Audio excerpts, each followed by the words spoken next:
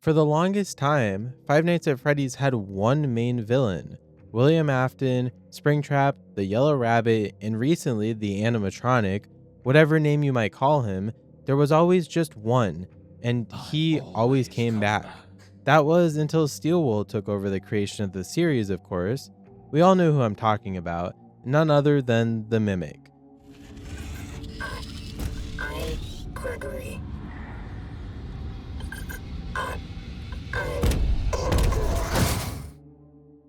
This character is, well, let's just say divisive within the community, and for good reason too.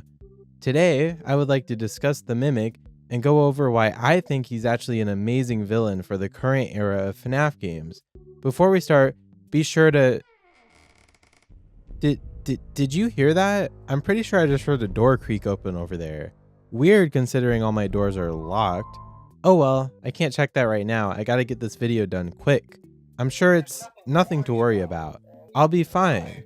Anyways, be sure to like the video if you like it and subscribe for more FNAF content. Now, let's begin.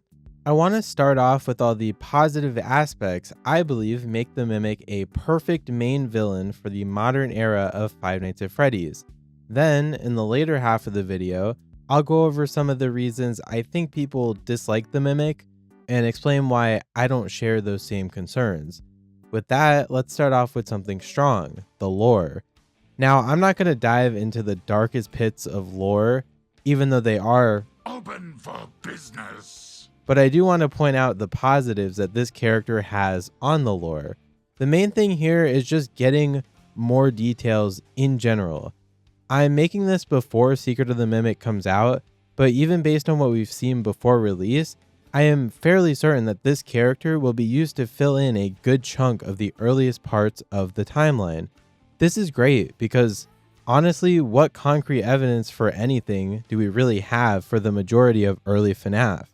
The answer is not a whole lot. We don't know, for example, how Henry and William became business partners in the first place, how Fredbear's Family Diner came to be, and what events would have led to the first deaths in the timeline. The Mimic will give us all the important details that we are currently missing and flesh out the story a whole lot more than it presently stands. And if you think about it, we're already seeing examples of this too. Even before Secret of the Mimic, we've seen the old costumes, Fall Fest, and Murray's Costume Manor all introduced in the current Mimic timeline. The addition of which has already given us a whole lot more clues and context as to the origins of Fazbear Entertainment, as well as some extra bonus stuff that is always nice to have. Another thing about the lore is the backstory of the Mimic.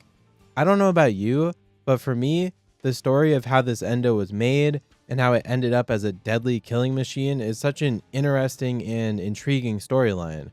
I want to know more about its origins, which for me is kind of rare with FNAF.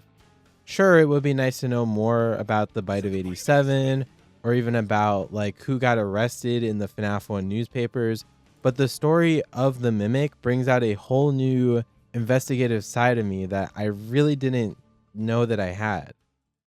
Another thing that I believe the Mimic really excels at is bringing fresh ideas into Five Nights at Freddy's. Now, I'm not saying that a robot that can mimic and ends up being deadly is unique, but it is for FNAF.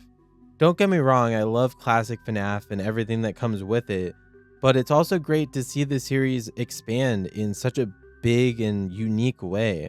He feels like a genuine threat being built, and it makes me excited to see not only how he got here in the first place, but also what will happen after Ruin and how that whole interaction will go down. Another thing about unique ideas for FNAF is the whole idea of the Mimic switching costumes. This is awesome, and it makes the character feel really threatening. He can also change sizes, which is another new thing that hasn't really happened in the series. You could argue that like Nightmare Gas or Illusion Disc are kind of like a shape-shifting, change size like ability thing, but those are kind of lame and kind of complicated. The Mimic is a far better take on a robot that can match any situation that it needs to. It is such a well-designed villain that they could use literally anywhere, and I love it. Not only do I feel like the Mimic is a cool and well-designed, scary villain, but I feel it was also a necessary change. Before the Mimic, our killers were always either Afton himself or the haunted animatronics that he created. It feels refreshing to have a new villain with new mysteries behind him. I mean, you can only use Afton for so long before it gets a little stale, you know? Setting up the Mimic as the true villain in every Steel Wool era game from Help Wanted up to Secret of the Mimic was a fantastic choice. Now, are there other ways they could have gone? For sure, they could have used like a killer that was inspired by Afton after Afton was already dead. I will admit that the way he was brought in was messy, to say the least, but I don't think we should dismiss the character just because of that. I'd even go so far to say that the Mimic could easily become just as recognizable as Springtrap himself, provided they do well with Secret of the Mimic. Again, the game is out the day this video is posted, so we will know pretty quickly if I'm right. He's also just a genuinely scary design. Overall, he's a well-utilized villain that deserves more love from the community than he currently gets. Now, the Mimic is not perfect, I mean, nothing is, so there are a few counterpoints to some of the things that I brought up, and I want to go over some of those and explain why I just don't think they're that big of an issue and why they shouldn't really affect your view of the Mimic. The first of these is the point that the introduction of the Mimic being there so early in the timeline could create messes in the early lore. I fully disagree with this, because like I said before, we don't have enough information this early on anyways. Everything we know is all just assumptions currently. In other words, the addition of a character this impactful this early on can only add to the lore, not mess it up or change it. On a similar note, some might say the Mimic is just an easy retcon tool. I agree, but I don't think it's necessarily a problem. There's been retcons before, and we've done just fine with them. The other main retcon tool I'm thinking of is the indie game developer in Help Wanted. This is just an easy way for them to change details about the Scott era of games and just say that the indie dev messed it up. The difference with the Mimic is that I think it's harder for them to do that with him. I really don't think they will change any existing lore with the addition of the Mimic. One thing that I've also heard a lot of complaining about is the whole AI aspect of the Mimic. Sure, it's a lot more sci-fi, but this series has been pretty sci-fi since all the way back to Sister Location. I think the main gripe is the fact that they no longer talk about the missing kids possessing the animatronics, rather it's just a rogue AI that is killing people now. The Mimic has a reason that he is killing people. It's not just like the Mimic exists and was designed to kill people. It has a reason, just like the missing kids that got stuffed in the suits had a reason. You could also claim that the Mimic is not exactly a recognizable design, and that he does deviate from most current FNAF designs. This character does look fairly different in terms of a Five Nights at Freddy's design. Yeah, it's kind of like an Endo, but it's got a lot of details that make it very different from your typical FNAF Endo. In my opinion, this makes him kind of like Springtrap when FNAF 3 first came out back in 2015. Think about it, they're both very unique looking characters that up to that point had never really been seen in the series before. They stand out both in really good ways.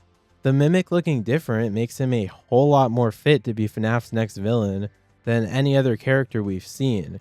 You could argue like Vanny would have been a good one, and I agree, but considering where we are now and what has already happened, the Mimic is a very good villain to go forward with. He looks important, deadly, and scary, and that's exactly what a FNAF villain should be. Overall, the Mimic is a well-made FNAF villain, as well as just a horror villain in general. A creepy, scary, lore-filled Endo fits amazingly into the series, and I am super excited to see just what Steel Wool has to offer with this character going forwards. Anyways, I think that's pretty much it for this video. Be sure to like... Oi, I got a bone to pick with you, mate. Listen here, viewers, if you want to save this man, you better tune in to twitch.tv/theice_demon tomorrow at 12 p.m. Mountain Standard Time. I'll be playing Secret of the Mimic Blind with FM Plus joining. Be there or be square.